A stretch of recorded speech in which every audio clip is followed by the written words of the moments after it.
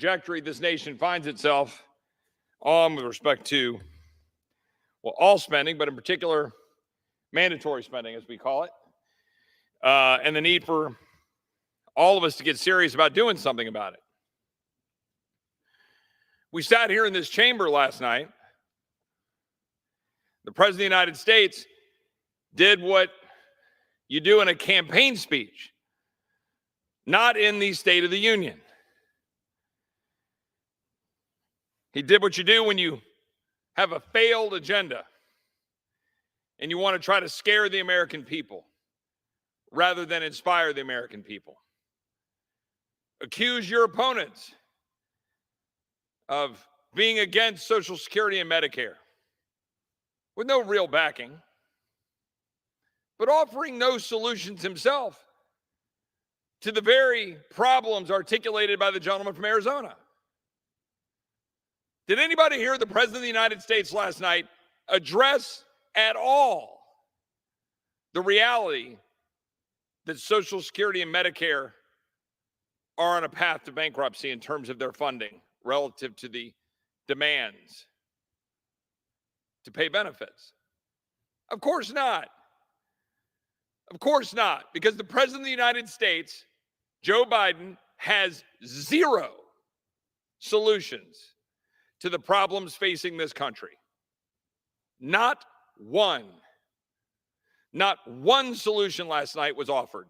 Standing at the well where the speaker currently sits, not one solution was offered. Instead, it was a campaign speech. And the fact is, the American people, I think, saw through it. Because in the same speech that the president attacked Republicans for not having a solution for Social Security and Medicare, that accusing Republicans of saying we were going to walk away from the obligations for Social Security and Medicare, the president offered no solutions on the border. None. The president said not a word about our men and women in uniform. The president referenced Ukraine, but didn't provide an actual strategy or desired outcome besides Putin bad, Ukraine good.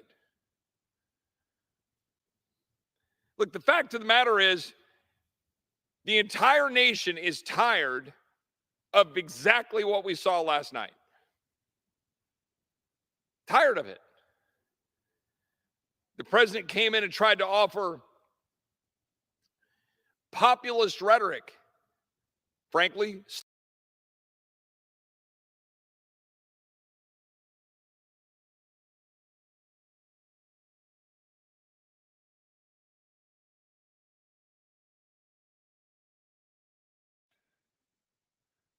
when we fund the government this year, things better change, Mr. President.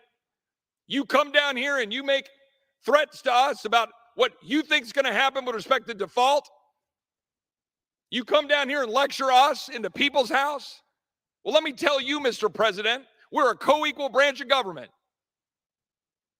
And we're not going to allow the American people to continue to be targeted by the very government that is supposed to protect them, that is supposed to do their constitutional duty, that is supposed to secure the border of the United States, that is supposed to stop fentanyl from coming in, that is supposed to have operational control of the border so that neither Americans nor migrants are dying, that is supposed to stop dangerous cartels, that is supposed to stand up to China, that is supposed to have a strong military, sparingly used but not woke. We're not supposed to spend money we don't have. We're supposed to balance our budget. We're supposed to defend the American people. And I'm not going to agree, sitting in the Rules Committee or on this floor, to continue the process of spending money we don't have, of not changing the status quo and not demanding that the President of the United States act like it, act like he's the president, defend this country, secure our border. That's right. He doesn't get to come down here and lecture us. Amen. The people's house decides how dollars get spent. That's right, brother. The people's house represents the people. That's right, brother. Preach, baby. We need a reckoning. We need to actually stand up and fight. Stand up and be counted. That's right, baby. I'm not going to go around the circles that we constantly go around in this place. Having another meeting about another meeting about another meeting. How about we just stand up for something? How about people be on the floor of this body debating? Get another hour of special orders, another half hour of special orders. He's fire.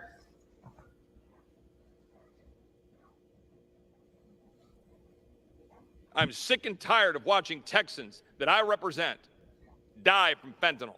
That's right.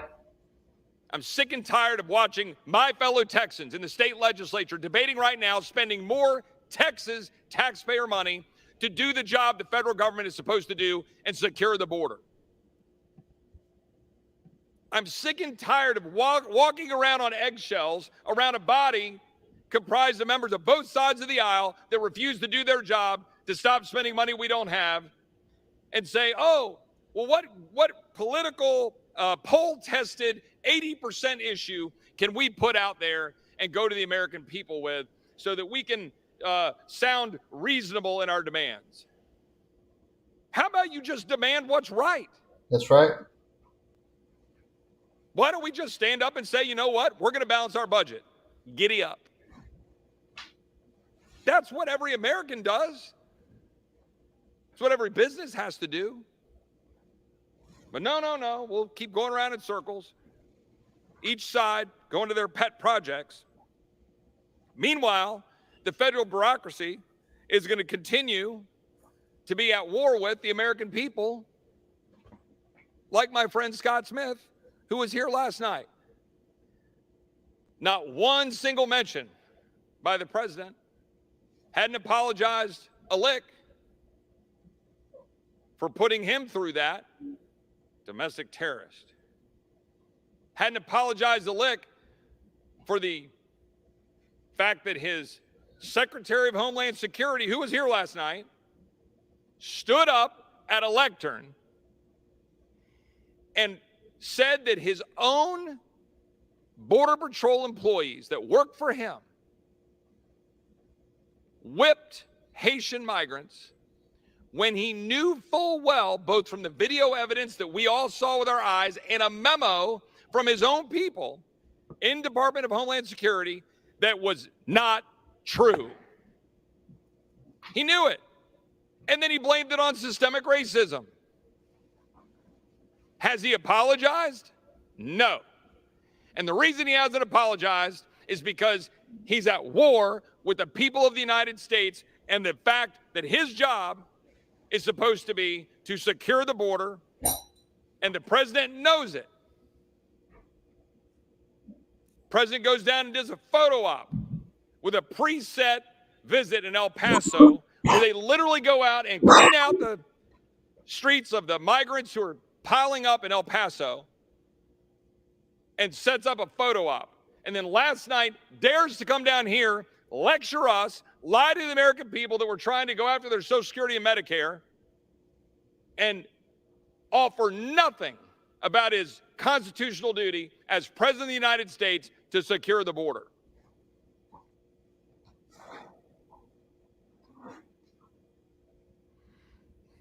Mr. Speaker, I will yield back here in a minute. I assume my time is running short. I'll just close by saying this. The American people expect more out of the People's House. They expect more out of the President of the United States than what we saw last night. It was not a State of the Union. It was a state of confusion. We have an obligation to do our job and stop spending money we don't have, secure the border of the United States, and actually represent the people. Thank you, Mr. Speaker. I yield back. The gentleman yields back.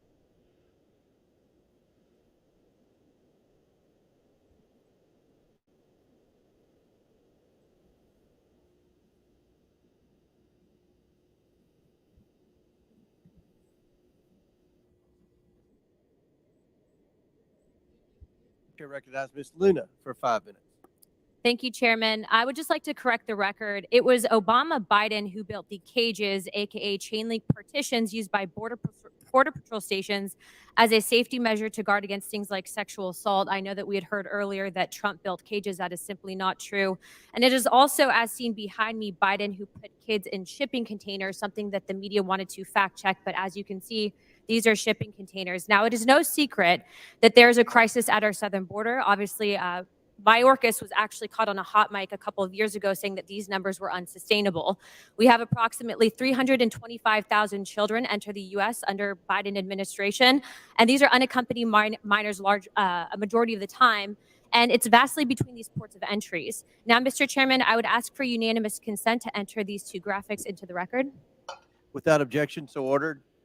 The Biden administration does not want to acknowledge these facts, and they certainly don't want to know who's coming into our country. It has been estimated that a shocking 60% of Latin American children who cross the border are caught by cartels and exploited for child pornography and drug trafficking, which would be roughly about 200,000 kids under this administration.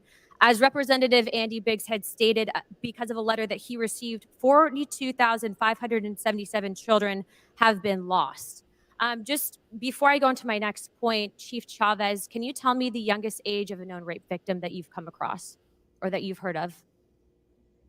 I don't have the age, ma'am. I know that when we go to the Central Processing Center, and this was in El Paso, my intelligence agents, as well as Homeland Security investigations agents, they do the debriefs at the center. Do you have minors that are raped when crossing the border? Has it been an occurrence that has happened to either Chief Chavez or Chief Modlin?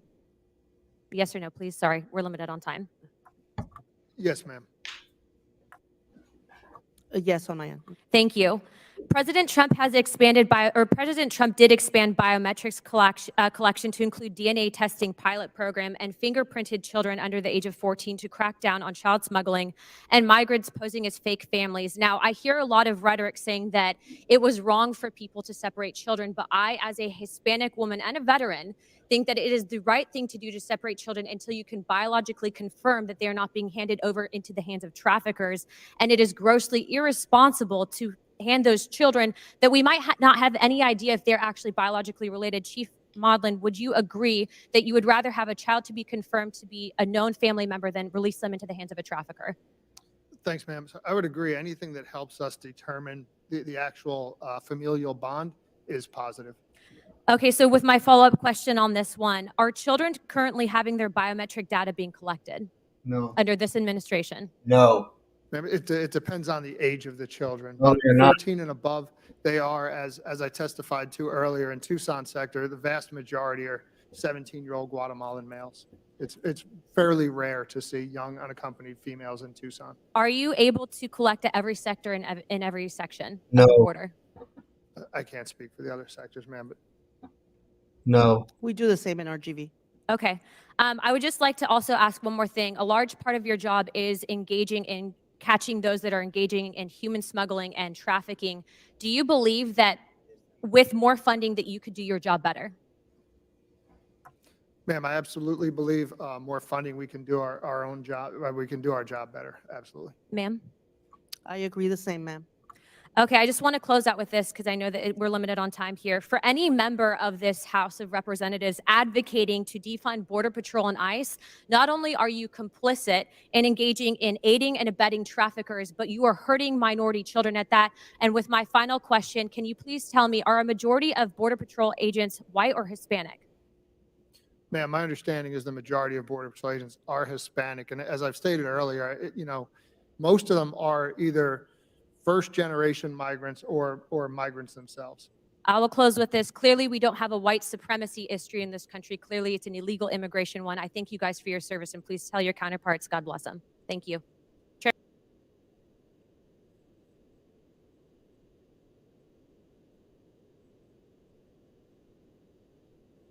Vaccine mandate for all incoming international air travels and visitors to the United States.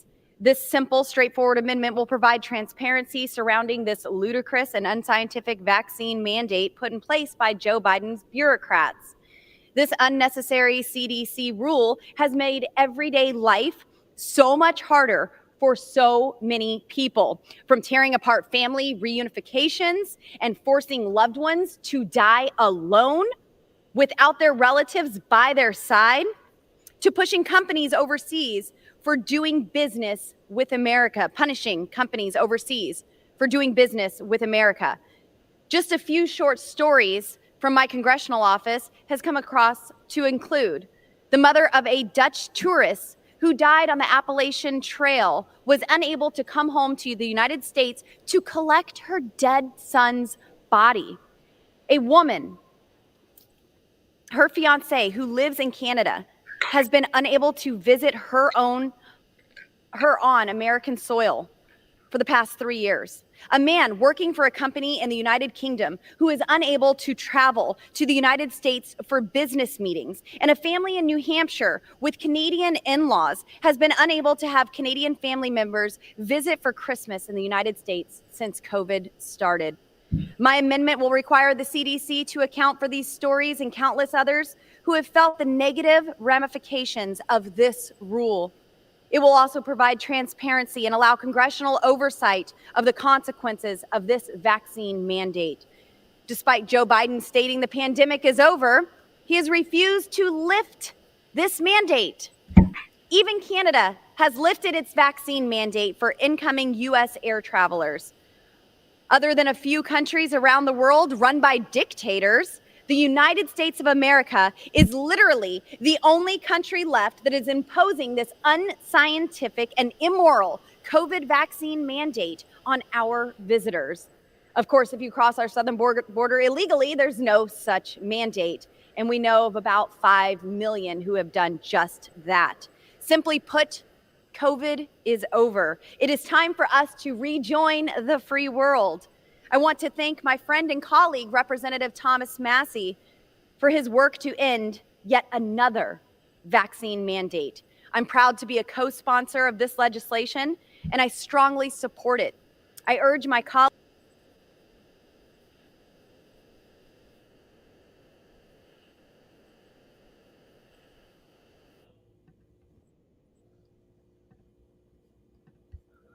Last one, guys. This is the last one. Election denier himself, Jamie Raskin, calling her ridiculous and brought up George Santos.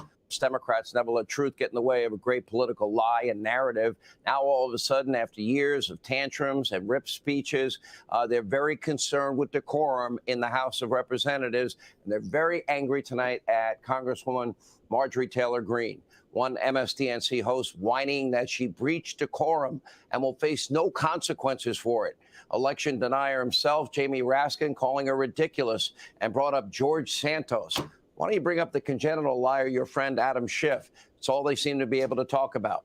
And meanwhile, Chelsea Handler called her a miserable moron. And the always classy ladies of The View, they even attacked her wardrobe. I didn't know that they were such fashion experts on that show, but take a look. I was distracted by Marjorie Taylor Greene's jacket. Oh my God! It looked like she skinned my puppy. Yeah, I was very. Yeah. There's Herbie not being pleased by this look. It was like a little Cruella de Vil. I could see it now. The fashion collections of Joyless Behar. Anyway, here to respond, Georgia Congresswoman Marjorie Taylor Greene is with us. Yeah, I personally loved every moment of it. I'll tell you why.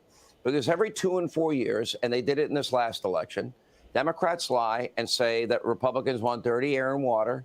They want to throw Granny and Grandpa over a cliff. They want to take away Social Security. They're racist, sexist, homophobic, xenophobic, transphobic, and it goes on.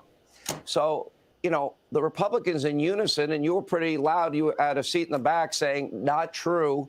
What did you think of Joe Biden engaging that?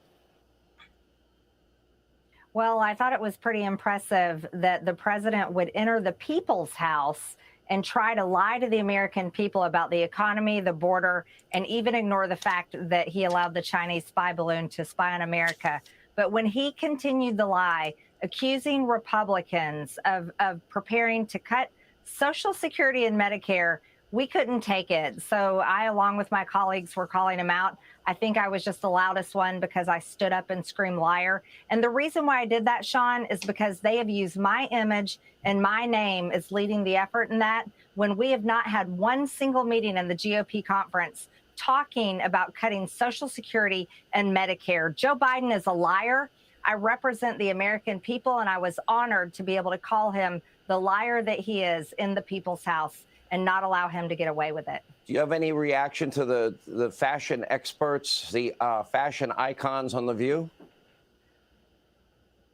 Well, I have to say, Sean, occasionally I get yelled at by old white women, and I always know that they watch The View, because those are some nasty women on that show, and they have no right to insult anyone's fashion.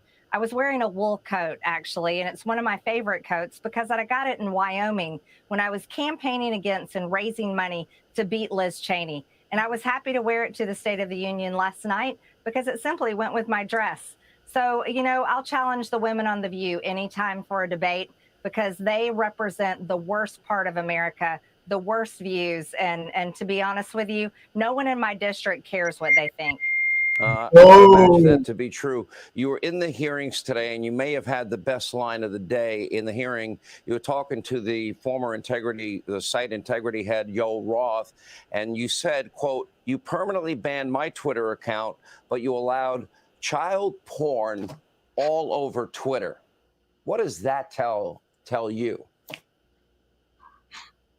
Well, I think Americans should be extremely concerned about that. Hunter Biden's laptop from hell is exactly what we're investigating on the Oversight Committee, thanks to Jamie Comer and many other of my Republican colleagues, and Jim Jordan as well.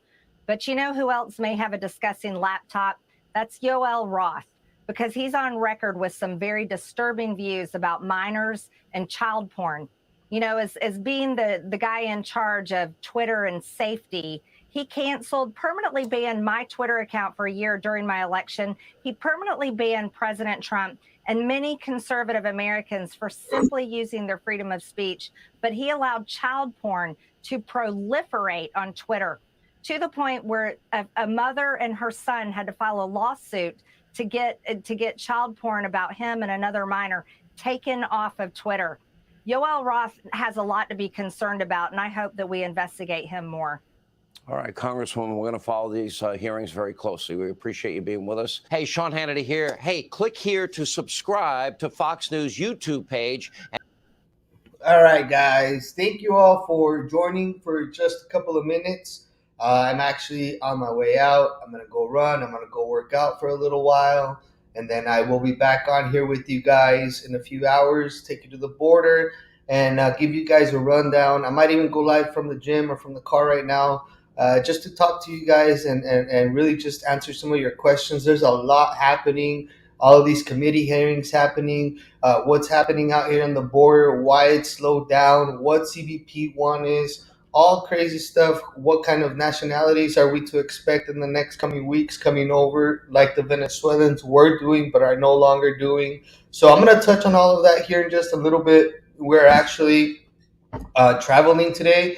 After I'm done doing my workout routine, we're going to be bouncing off to another city. So I will be back with you guys, if not from here, from the road, to be discussing everything that's happening. So thank you all. I just wanted to show these clips to you guys because I thought it's pretty fire, some of the stuff that some of these people were saying. So I'll see you guys in a little bit. Love you all. Take care. And I will see you guys here shortly.